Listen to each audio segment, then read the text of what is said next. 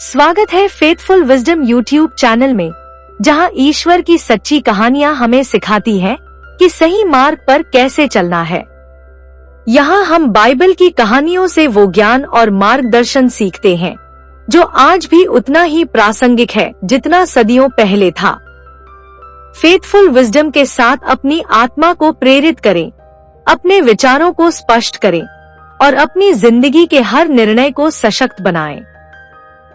तो आइए आज की कहानी से शुरू करते हैं। क्या आप कभी ऐसे दौर से गुजरे हैं जब ईश्वर ने आपको एक कठिन मार्ग पर जाने का आदेश दिया हो, पर आपने उस राह से मुंह मोड़ लिया हो?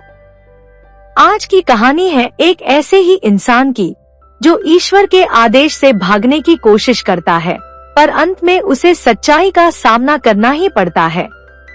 यह है योना की कहानी, एक इंसान जिसने भागने की कोशिश की लेकिन ईश्वर का सामना करने से बच न सका।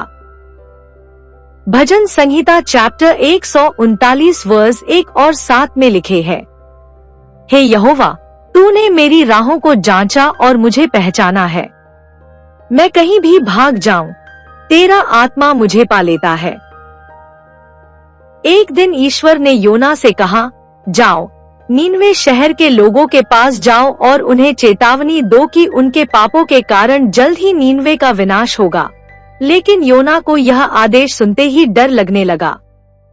नीनवे की बुरी ख्याति और वहां के लोगों की निर्दयता से वह भली भांति परिचित था। उसने मन में सोचा, क्यों जाऊं मैं इन लोगों के बीच? वे बदलेंगे भी नहीं। मुझे वहां अपनी जान का खतरा भी हो सकता है।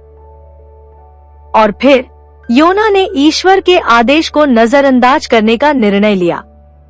उसने नीनवे जाने की बजाय तरशीश नामक एक दूरस्थ शहर की ओर जाने का फैसला किया। वह जाफा के बंदरगाह पहुंचा और एक जहाज पर सवार होकर तरशीश की ओर निकल पड़ा। उसे लगा कि वह ईश्वर से बच सकता है, लेकिन उसे क्या पता था कि ईश्वर की दृष्टि से कोई नहीं बच सकता। नीतिवचन चैप्टर 15 वर्स 3 में लिखे हैं, यहोवा की आंखें हर जगह हैं, वह बुराई करने वालों और भलाई करने वालों पर दृष्टि रखता है। जहाज समुद्र में जैसे ही आगे बढ़ा, अचानक एक भयावह तूफान उठ खड़ा हुआ। हवाएं तेज हो गईं और लहरें इतनी ऊंची उठीं कि जहाज लगभग डूबने ही वाला था। जहाज के सभी यात्री भयभीत हो गए और अपने अपने ईश्वरों से प्रार्थना करने लगे, लेकिन तूफान थमने का नाम ही नहीं ले रहा था। तभी कप्तान ने योना को देखा जो नीचे गहरी नींद में सोया हुआ था। उसने योना को उठाया और कहा, तूफान के इस कहर में भी तुम कैसे सो सकते हो? अपने ईश्वर से प्रार्थना करो कि वह हमारी जान बचाए। योना ने महसूस किया कि इस आपदा का कारण वही है। उसने सभी को बताया कि वह ईश्वर के आदेश से भाग रहा है और यही कारण है कि यह तूफान आया है। योना ने कहा, अगर तुम मुझे समुद्र में फेंक दो तो यह तूफान थम जाएगा। पहले तो नाविकों ने उसे बचाने की कोशिश की, लेकिन जब तूफान थमने का नाम नहीं ले रहा था तो आखिरकार उन्होंने योना को समुद्र में फेंक दिया। गलातियों चैप्टर 6 वर्स 7 में लिखे हैं, और जो कुछ हम बोते हैं वह हम काटते हैं। यदि हम पाप बोएंगे तो तूफान काटेंगे। योना समुद्र में गिरते ही एक विशाल मछली ने उसे निगल लिया। वह मछली के पेट में 3 दिन और 3 रातें रहा। वह अंधेरे में उस भयानक स्थान में अपने किए पर पछताने लगा। योना ने ईश्वर से प्रार्थना की, हे ईश्वर, मैंने आपके आदेश की अवहेलना की और इस स्थिति में फंस गया हूँ। कृपया मुझे इस अंधकार से निकालो।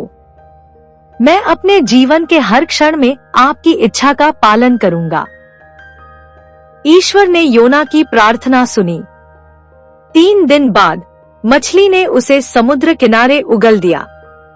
अब योना को समझ आ चुका था कि वह ईश्वर के आदेश से मुंह नहीं मोड़ सकता।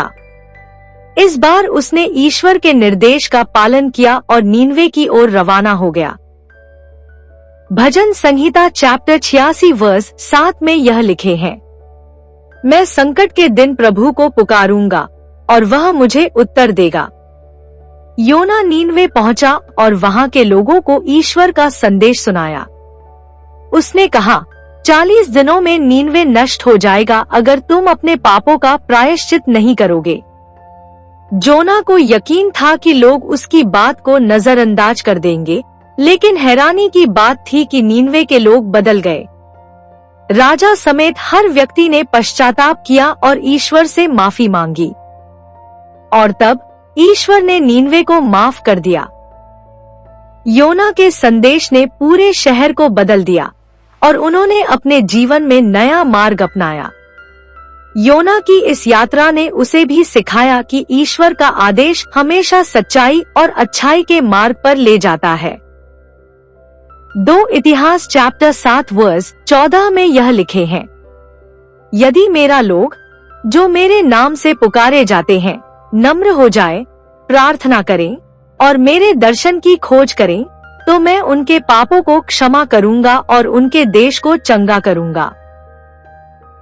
योना की इस कहानी से हमें कई महत्वपूर्ण सीख मिलती है।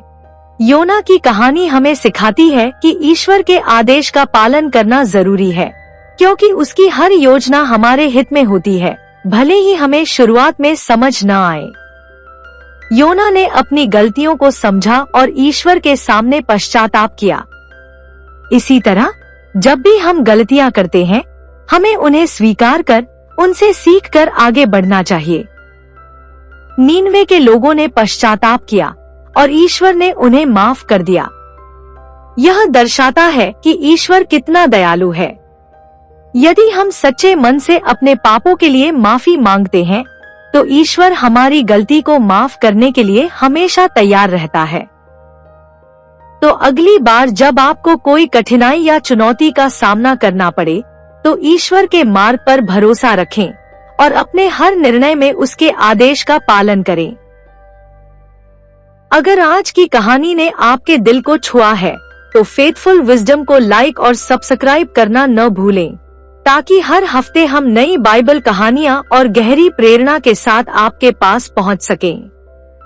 याद रखें, ईश्वर का ज्ञान केवल सुनने के लिए नहीं, बल्कि जीवन में उतारने के लिए है।